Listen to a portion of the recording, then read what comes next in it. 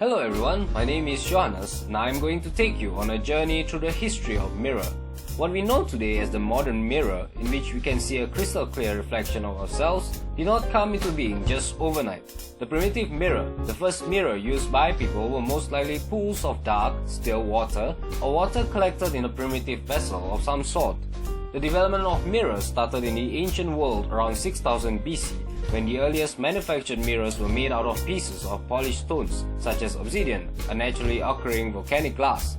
Examples of obsidian mirrors were found in Anatolia or modern-day Turkey. These mirrors had a round and slightly convex reflective surface. Their diameters were approximately 9 cm and they formed reasonable images. Indeed, for a polished piece of rock, this mirror gives a remarkably clear reflection.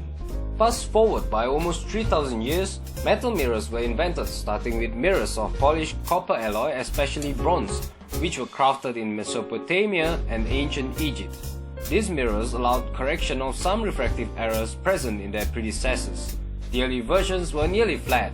Later mirrors were rather convex, which created an upright image in a smaller mirror surface area, thus requiring less bronze. Concave mirrors used to magnify objects were also manufactured. From 2000 BC onwards, mirrors were also made from other metal alloys, such as silver alloy and gold alloy, as well as electrum, a naturally occurring alloy of gold and silver. Studies into the advanced application of curved mirrors only began in earnest during the period of classical antiquity, in particular by the great classical scholars Diocles and Ptolemy, who lived between 240 BC and 168 AD. Parabolic or concave mirrors were described and studied by the mathematician Diocles in his work on burning mirrors, while Ptolemy conducted a number of experiments with curved polished iron mirrors and discussed plane, convex and concave spherical mirrors in his work Optics.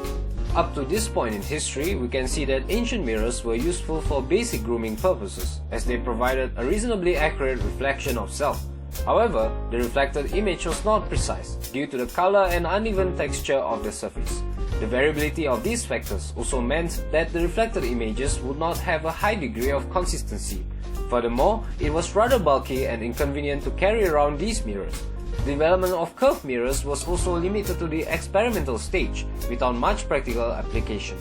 The only exception was that convex mirror helped to cut the amount of bronze used to manufacture mirror.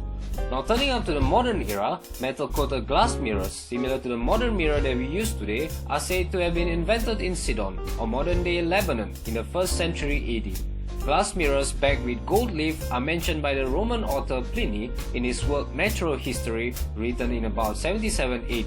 The Romans also developed a technique for creating crude mirrors by coating blown glass with molten lead. By the 11th century, glass mirrors with clarity that is on par with today's mirrors were being produced in Moorish Spain. However, the technological developments surrounding mirrors did not stop there, as manufacturers sought better methods in making mirrors. Sometime in the early Renaissance, European manufacturers perfected a superior method of coating glass with a tin mercury amalgam. The exact date and location of the discovery is unknown, but in the 16th century, Venice, a city famed for its glass-making expertise, became a center of mirror production using this very technique. Nonetheless, glass mirrors from this period were still an extremely expensive luxury. The invention of the silver glass mirror is credited to German chemist Justus von Liebig in 1835.